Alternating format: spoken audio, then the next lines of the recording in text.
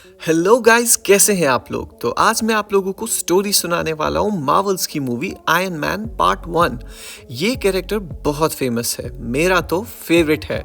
बड़े और बच्चे दोनों इस कैरेक्टर को बहुत पसंद करते हैं। तो चलिए शुरू करते हैं। तो मूवी की स्टार्ट होती है अफगानिस्तान से, जहां टोनी स्टार्क अपना हथियार, जिसका नाम जेरिको मिसाइल होता है, उसकी प्रेजेंटेशन यूएस आर्मी के सामने दे रहा होता है। ये मिसाइल इतनी खतरनाक होती है कि अपने साथ साथ पूरे राज्य को तबाह करने की क्षमता रखती है। प्रेजेंटेशन के बाद टोनी गाड़ी में बैठ के वापस जा ही रहा होता है, तभी आतंकियों का हमला होता है जिसमें सभी सैनिक मारे जाते हैं।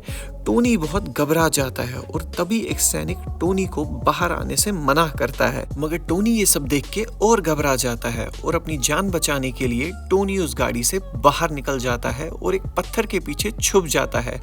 तभी वो देखता है उनकी कंपनी का बनाया हुआ बॉम्ब उसी के सामने गिरता है, जिससे टोनी काफी जख्मी और घायल हो जाता है। जब टोनी को होश आता है, वो घबराहट में उठता है और पास खड़े आदमी, जिसका नाम येंसन होता है, पूछता है हम कहाँ हैं और ये तुमने मेरे सीने में क्या यंत्र लगाया है। येंसन जवाब देता है हम दोनों यहाँ कैदी हैं और इस यंत्र से तुम्हारी जान बची है। तभी एक आतंकी टोनी से मिलता है और उसके सामने अपनी शर्तें रखता है। कहता है जिस जेरिको मिसाइल की नुमाइश के लिए वो न्यूयॉर्क से अफगानिस्तान आया है, वो मिसाइल उनके लिए भी बनाए, जिससे वो यूएस में तबाही मचा सके। टोनी समझ जाता है कि वो बहुत बड़ी मुसीबत में फंस गया है। तभी टोनी को एक सूट बनाने का आइडिया आता है। वो येंसन को कहता है हम ऐसा सूट आविष्कार करेंगे जिस पर गोलियों का कोई असर ना हो और जो उड़ने की क्षमता भी रखता हो, जो हमें यहाँ से बाहर निकलने में मदद करेगा।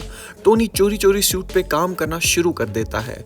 उस सूट को ऊर्जा देने के लिए टोनी आर्क रिएक्टर का आविष्कार करता है, मगर आतंकियों को उस पे शक होने लग जाता है। आखिर टोनी सूट बना ही देता है और उसकी मदद से आतंकियों को काफी हद तक मार गिराता है और फिर उस सूट की मदद से वहां से भागने में कामयाब हो जाता है। मगर टोनी का सूट पूरी तरह से तैयार न होने की वजह से वो रेगिस्तान में गिर जाता है और उसका सूट सारा टूट के बिखर जाता है और वहां से उसका रेस्क्यू करने यूएस आर्मी पहुंच जाती है। आखिर टोनी अपने घर पहुंच ही जाता है और पहुंचने के फौरन बाद अपनी हथियारों की कंपनी बंद करने का ऐलान करता है, क्योंकि इन हथियारों का गलत इस्तेमाल किया जाता है, जिसको सुन के सब चौंक उठते हैं।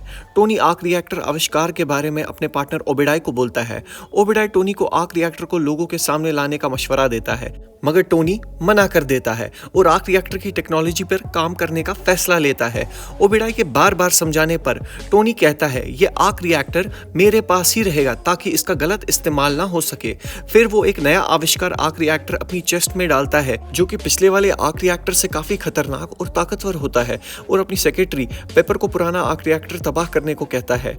दूसरी तरफ से टोनी ने जो सूट आतंकियों से बचने के लिए बनाया था, जो रेगिस्तान में टूट गया था, आतंकी उसको ढूंढकर उस पर काम करना शुरू कर देते हैं। टोनी भी अपने आविष्कारी सूट पर काम करना शुरू कर देता है और उसको और बेहतर बनाने की कोशिश में लग जाता है। कई महीनों तक टोनी अपने सूट, जो कि उसके नए आर्क रिएक्टर के साथ काफी शक्तिशाली बन जाता है, उस पर प्रयोग करना शुरू कर देता है। बहुत कोशिशों के बाद टोनी अपने सूट को एडवांस बना ही देता है, जो कि इस बार उसने बुरे लोगों का सफाया और दुनिया की रक्षा के लिए बनाया होता है। टोनी सूट और आर्क रिएक्टर के अलावा एक आर्टिफिशियल इंटेलिजेंस भी बनाता है, जिसका नाम वो जार्विस रखता है। उसके बाद टोनी एक पार्टी में चला जाता है और वहां उसे एक लेडी रिपोर्टर मिलती है, जो उसे स्टार्क इंडस्ट्रीज के हथियार आतंकियों के पास होने का सबूत दिखाती है। ये देख के टोनी बहुत गुस्से में आ जाता है और ओबेडॉय को कहता है जो कंपनी मैंने बंद कर दी थी, उसके हथियार आतंकियों के पास कैसे पहुंचे। टोनी बहुत गुस्से में उन आतंकियों को अपने सूट के जरिए तबाह करने का फैसला लेता है। टोनी अफगानिस्तान के लिए अपना नया सूट तैयार करता है और वो लगा के वहां की तरफ निकल पड़ता है। आखिर टोनी वहां पहुंच ही जाता है और अफगानिस्तान के गांव के लोगों को बचाता है और फिर कई सारे आतंकियों को भी मार गिराता है। वहीं स्टार्क इंडस्ट्रीज के हथियार, जो कि अफगानिस्तान में होते हैं, उनको भी तबाह कर देता है और अपने घर के लिए वापस निकल आता है और वापसी में अपने दोस्त रोडी को सूट की असलियत बता देता है और इस राज को राज रखने का वादा लेता है। वहीं दूसरी तरफ से हमें पता चलता है ओबेडॉय, जो कि टोनी का बिजनेस पार्टनर और दोस्त होता है, उसी ने टोनी का अपहरण कराया होता है और अब वो टोनी का पुराना सूट, जो कि उन्होंने रेगिस्तान से ढूंढा होता है, अब ओबेडॉय को दे देते हैं।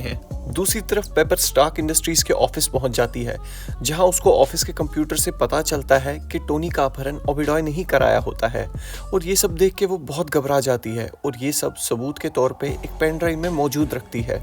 वहीं ओबेडॉय को भी मालूम पड़ता है कि पेपर सब जान चुकी है और अब खतरा और बढ़ चुका है। पेपर पेन ड्राइव लेके ऑफिस से भाग जाती है। दूसरी तरफ ओबेडॉय ने जो सूट आतंकियों से लिया होता है उसके जरिए एक नया सूट बना लेता है, लेकिन वो सूट आर्क रिएक्टर के बिना अधूरा होता है। वहीं जो लोग आर्क रिएक्टर के लिए ओबेडॉय ने रखे होते हैं वो आर्क रिएक्टर बनाने में असफल रहते हैं। फिर ओबेडॉय टोनी का आर्क रिएक्टर चुरा लेता है।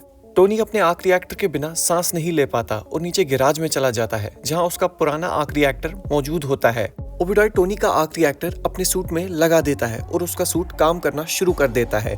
वहीं पेपर पहुंच जाती है और ओबेडॉय उसको मारने की कोशिश करता है। टोनी सही समय पर पेपर की जान बचाने वहां पहुंच जाता है और ओबेडॉय को रोकने की पूरी कोशिश करता है, लेकिन टोनी के सूट में पुराने आर्क रिएक्टर की वजह से वो ओबेडॉय के सामने कमजोर पड़ता है। लड़ते लड़ते टोनी समझ जाता है कि ओबेडॉय के सूट में ज्यादा शक्ति होती है और उसे सीधी तरीके से हरा नहीं पाएगा। तो टोनी एक तरकीब सोचता है और ओबेडॉय को आसमान की ऊंचाई में लेके ओबेडॉय को जमा देता है और उसे वहां से धक्का मार देता है। ओबेडॉय टोनी के हमले से बच जाता है और उस पर दोबारा हमला करने की कोशिश करता है। वहीं टोनी के सूट की पावर खत्म हो जाती है, जिसकी वजह से ओबेडॉय उस पे और हावी हो जाता है, लेकिन टोनी हार न मानते हुए ओबेडॉय से फिर से लड़ना शुरू कर देता है। वहीं ओबेडॉय जब टोनी पर बहुत जोर का वार करता है, टोनी के दिमाग में एक और तरकीब आती है और वो पेपर को अपनी मदद के लिए बुलाता है। जो ही ओबेडॉय टोनी पर आखिरी हमला करने की कोशिश करता है, पेपर बड़े आर्क रिएक्टर का स्विच ऑन करती है और ओबेडॉय को एक जोर का झटका लगता है और वो सीधे बड़े आर्क रिएक्टर में गिर जाता है, जिसकी वजह से वो मर जाता है। टोनी की जीत के बाद अगले दिन स्टार्क इंडस्ट्रीज में एक प्रेस कॉन्फ्रेंस रखी जाती है जिसमें सब पत्रकार और लोग जानना चाहते हैं कि आखिर था कौन उस सूट में। तब टोनी कहता है, मैं ही था उस सूट में और मैं ही हूँ आयरन मैन। तो दोस्तों, इसी के बाद हमारे इस मूवी की कहानी खत्म हो जाती है। तो अगली बार लेके आएंगे आपके लिए अगली रोमांचक कहानी।